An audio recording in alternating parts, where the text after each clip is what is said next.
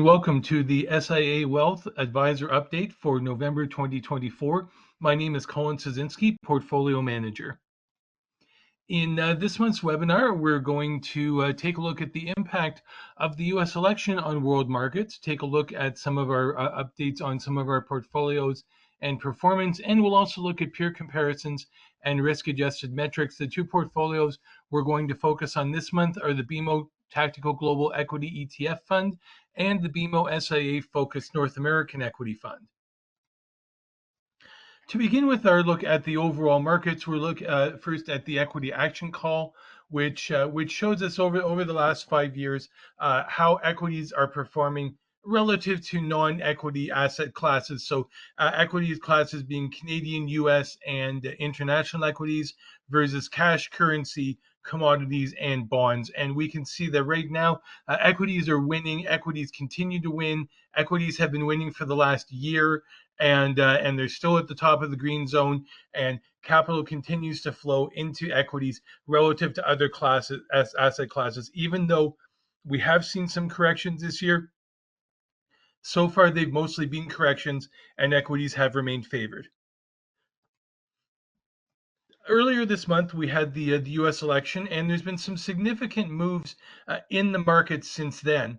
The Republicans won the White House, the House of Representatives, and the Senate in a clean sweep. Markets have taken this as being a clear mandate to pursue change, and I'll speak in a moment to the impact that that's had on some sectors. Equity markets have rallied to new all-time highs. One of the things that had been a concern had the Democrats won was that they were promising to increase taxes on capital gains and bring in taxes on unrealized capital gains. With Trump winning, that all goes away, and that helped to spark some significant move in the markets. The Fed did cut interest rates by a quarter point as expected on November the 7th.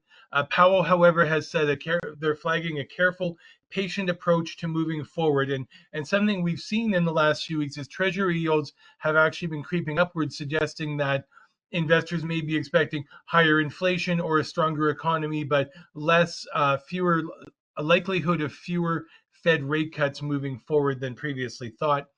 The other thing that's been screaming has been cryptocurrencies. Trump has been seen as friendly to cryptocurrencies. Bitcoin has blasted through 90,000, trading up at new all-time highs. On the flip side of that, we have seen a sell-off in gold as some of the uncertainty around the election eased, and some of the alternative currency demand moved into cryptocurrencies. As mentioned, Treasury yields have been climbing. Also, the U.S. dollar, and this is suggesting amid expectations that the U.S. economy may strengthen. There's potential for new tariffs also may be seen as a negative for overseas economies. 60% for China, 10% for other countries has been bandied around. And this combination of a higher US dollar and China concerns has led to a bit of a sell-off in commodities, particularly in crude oil and in copper. I will also note, if we do see a rising US dollar and tariffs, that tends to favor companies that are more focused on the domestic US economy, the domestic North American economy. The dollar is a drag for multinationals, and tariffs tend to favor companies that are focused more at home. And looking at world equity markets over the last month, we can see that in fact, Canada and the US are kind of neutral. They're just basically been flat over the last month. Most countries around the world are down quite significantly, with Indonesia, Thailand, China has been struggling. A lot of countries around the world have been struggling. Argentina, interestingly enough, has done extremely well. That was one country that did bring in a new government, who did bring in reforms, and after, now that the reforms are starting to take hold, their stock market is exploding. In terms of companies, one that's been quite interesting is Tesla has been the top performer in the S&P 100 index since the election, which was also seen as a win for Elon Musk, who's now the new head of the Department of Government Efficiency, is what he's now in charge of. So Tesla has done extremely well. Some of the stronger performing sectors since the election, we've seen computer software, hardware, and then financials, banking, financial services, particularly the brokerages sector and the internet. Worst performing sectors include drugs, health services, food. These are areas that are going to be likely to be targeted by the Make America Healthy Again movement. We've already heard of that. This administration is not going to be friendly to the pharma sector like the previous one was.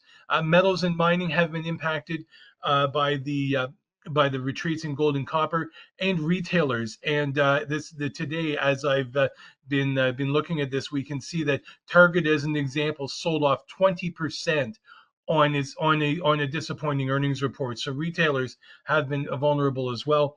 In Canada, some of the top large cap stocks that have done well have been Shopify did really well. On the other hand, we've seen electronic retailing do well and traditional retailers not so much, and followed in financials by Brookfield and Manulife. Gold producers have been among the weaker performers as a function of the fact that the gold price has pulled back.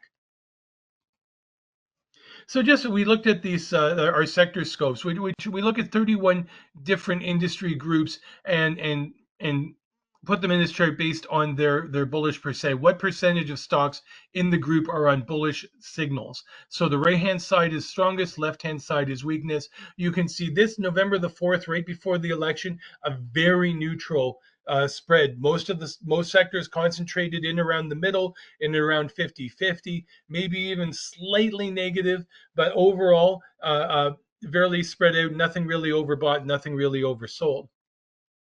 What have we seen since? Well, what we've seen since is the rightward shift, especially by the banks, and rate is positive for financial services are now particularly strong, doing extremely well, and also we're seeing software up there, internet, transports among the stronger sectors. Weakest sectors: semiconductors, drugs, real estate, food, and actually aerospace was a bit soft as well. That may be related to the defense side, thinking that if Trump actually does come in and manage to slow down some of the wars that are out there, that could impact defense spending. But semiconductors have been soft. Drugs, of course, is a target of the MAHA movement, and real estate. It could be taken as a drag from the fact that, as I mentioned, Treasury yields have been climbing since the election. In terms of seasonality, what we can see is that we look at the blue line is the long-term average from 1987 to 2023. The red bars are 2023, and the green bars are this year up to November the 18th.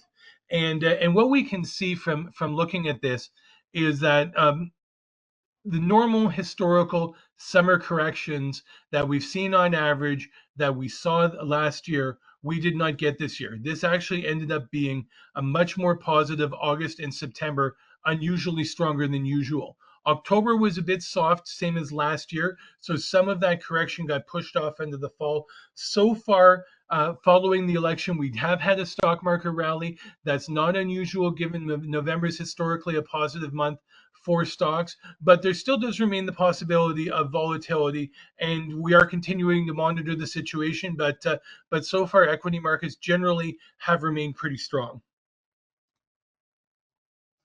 So first, I'm going to speak to the portfolio and performance of the BMO Tactical Global Equity ETF fund.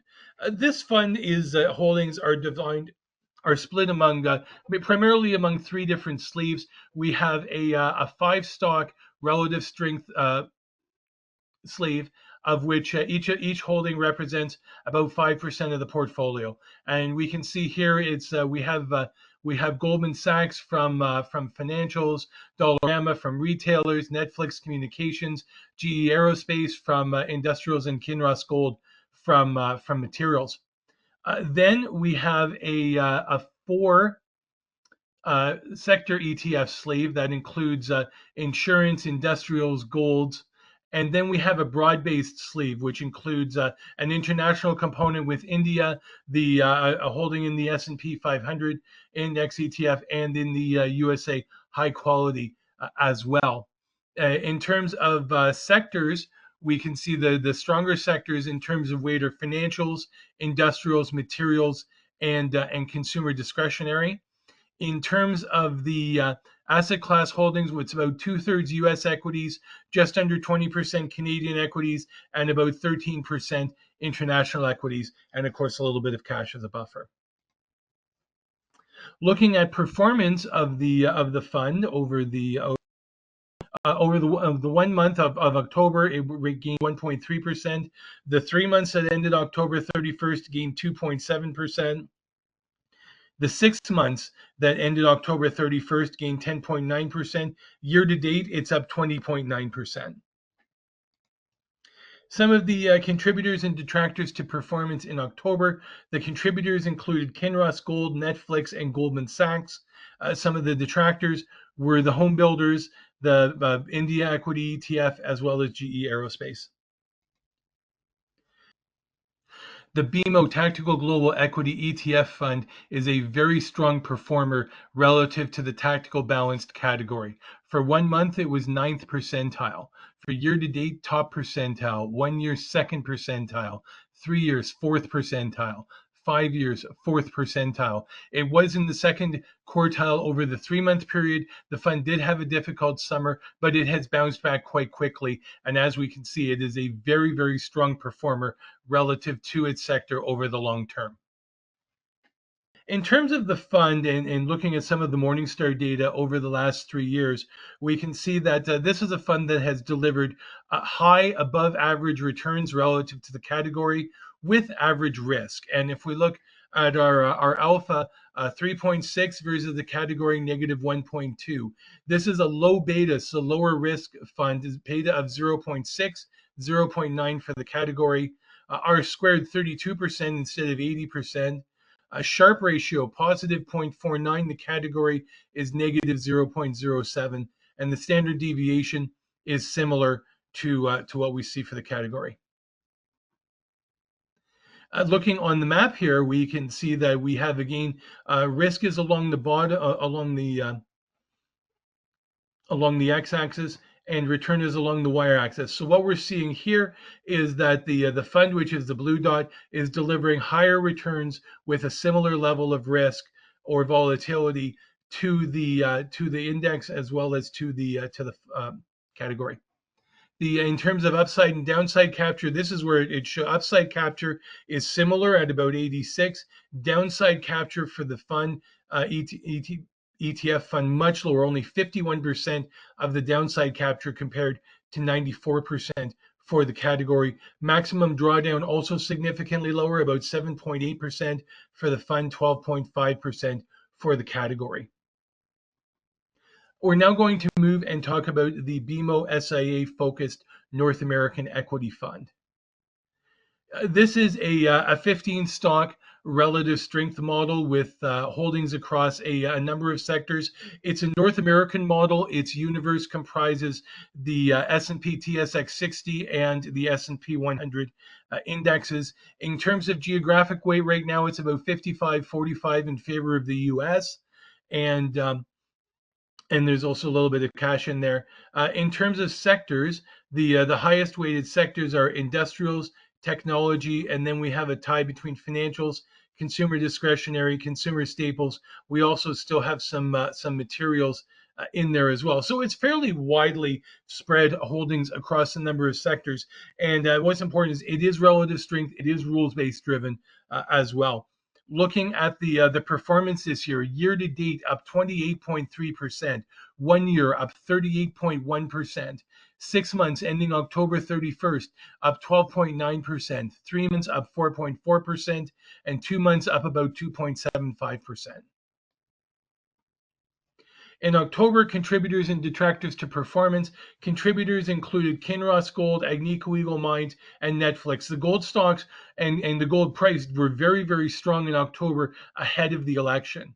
On the detractors side, we saw some softness in industrials, aerospace, GE Aerospace, 3M Company, and Constellation Software as well. Looking now at the some of the month-end numbers for the North American Equity Fund, we can see that that this has been a top quartile fund across many periods over the last 5 years. 1 month, 3 month, year to date, 1 year, 3 year, 5 year, all top quartile. and year to date, 6th percentile. 3 years, 7th percentile. So top decile performance. So not just in the top quartile, but up near the top of the top quartile as well. This is a fund that's done very, very well over the long term. Looking now at risk versus return, we can see that the returns have been significantly higher than category, risk below average relative to the category. So high risk, low volatility, what everybody is seeking and looking for. In terms of numbers, in terms of alpha 3.94, the category is a negative 3.71. The beta for the fund 0.4, half of the category 0.8. The R squared significantly lower. Sharpe ratio much higher, 0.7 for the North American fund, 0.27 for its category. Standard deviation is lower, 10.5% versus 13.3% for the category. So higher than average returns, lower than average risk. Looking here at it a little bit more visually, we can see that the fund is delivering over this 3-year time period, again, and total return in line with the market, but significantly lower risk, significantly lower standard deviation. And we see this as well in the capture ratios. The upside capture a little bit less than the category, 55 versus 71. The downside capture way better, 28 versus 86, a huge difference in downside capture. So it delivers returns when the markets are going up, and with the risk management techniques that we use, helps us to manage performance through market downturns. In terms of max drawdown, you can see it again. The max drawdown for the fund negative 8.6%, the category negative 16.6%. So that's a substantial difference in terms of risk management. Looking ahead to the coming months, the central banks do remain neutral to dovish overall, even if rate cuts end up being slower than people thought. The North American economy has remained robust, but China does continue to struggle. The US election has sparked a rally in the US dollar, treasury yields, and cryptocurrencies. But on the flip side, we saw declines in precious metals and commodities. There's been significant sector rotation in equities following the initial post-election surge. We have seen markets taking stands and looking at winners and losers. Political event risks do remain, but so far equity markets have been climbing the wall of worry. Any sign of opposition or any sign that the incoming Trump administration may not get their way completely could impact market sentiment. SIA wealth indicators overall at the moment remain positive. We do continue to monitor for changes in sentiment. We remain prepared to make tactical changes as necessary. I would know we still do have the ability to go between 0% equity exposure to 100% equity exposure. And should market conditions change, should trends change, should sentiment change, we are prepared to make moves accordingly. And I'll just wrap up here with our disclaimer slide. There we go. And at this point, I would like to thank you all very much for joining us this month, and we look forward to speaking again in December.